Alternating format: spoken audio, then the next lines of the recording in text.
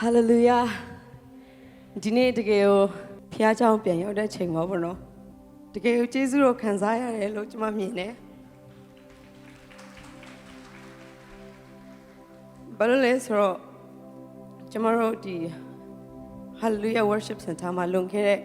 2020မှာကျွန်မရဲ့မောင်လေးBenjamin နဲ့ပေါ့နော်တူတူဂုဏ်တော်ချီးမွမ်းခွင့်ရခဲ့တယ်ဒါမဲ့ဒီနေ့မှာပြန်တွေ့တဲ့အခါမှာကျွန်တော်တို့လူတွေလည်းမစုံကြတော့ဘူးပေါ့နော်ဒါပေမဲ့ဒီချိန်မှာရှိနေတဲ့သူတွေရှိရဲ့နေရာကနေပြီးတော့ဖျားသခင်ကိုအတူတူဒီကနေပြီးတော့ထပ်ပြီးတော့ချီးမွမ်းခွင့်ရတာကျွန်မအမတန်ဝမ်းသာလို့မဆုံးပါဘူးတကယ်ကိုဖျားရဲ့ကျေးဇူးတော်ချီးမွမ်းပါတယ်ကြားထဲမှာလည်းအခက်ခဲကြုံတဲ့သူတွေအများကြီးရှိမှသိချပါတယ်ဒီယောဂကြားတဲ့ရောဒီကပ်ဘေးတွေကြားတဲ့ရောအခက်ခဲတွေအများကြီးရှိကြမယ်လို့ကျွန်မယုံကြည်တယ်ကျွန်မကိုယ်တိုင်ရောပဲပြီးတော့နေမှာရှိနေတဲ့ကျွန်မတို့ညီကိုမောင်နှမတွေပေါ့နော်ကျွန်မတို့ဘာမှမလုပ်နိုင်ပေမဲ့ကျွန်မတို့ယုံကြည်သောအသက်ရှင်ဖခင်ရှိရဟာလေလုယာကျွန်မတို့ယုံကြည်ရဲ့ဖခင်သခင်ကကျွန်မတို့ဘယ်တော့မှမစွန့်ပစ်ပါဘူးဘယ်တော့မှမပစ်ထားပါဘူးကျွန်မတို့လူအနေနဲ့စဉ်းစားတဲ့အချိန်မှာဒါမတက်နိုင်တော့ပါဘူးဒါငါတို့မဖြစ်နိုင်တော့ပါဘူးလို့စဉ်းစားတဲ့အချိန်မှာအမြဲတမ်းတက်နိုင်တဲ့ဖခင်ဖြစ်တယ်ဆိုတော့ဖခင်သခင်နဲ့အတူတူကိုယ့်ရဲ့ကားတိုင်ကိုဖခင်သခင်ယုံကြည်ခြင်းအပြင်ကိုယ့်ရဲ့ကားတိုင်ကိုထမ်းပြီးတော့မှကိုဘလောက်ပဲလူအမြင်နဲ့ဆိုးရွားတဲ့သူဖြစ်ပါစေကျမတို့ဂရာနီလန်ကိုရှောက်တဲ့အခါမှာကိုယ့်ကားတိုင်ကိုထမ်းပြီးတော့မှဖခင်သခင်ကိုပဲကြည့်ပြီးတော့မှကိုယ့်ကားတိုင်ကိုထမ်းရွက်ပြီးတော့မှသွားဖို့ကျမဒီကနေပြီးတော့အနေငယ်ပြောချင်ပါတယ်ကျမကုံတော်ချီးမွမ်းမဲ့တခြင်းကကြတော့ဂရာနီလန်ဆိုတဲ့တခြင်းလေးဖြစ်ပါတယ်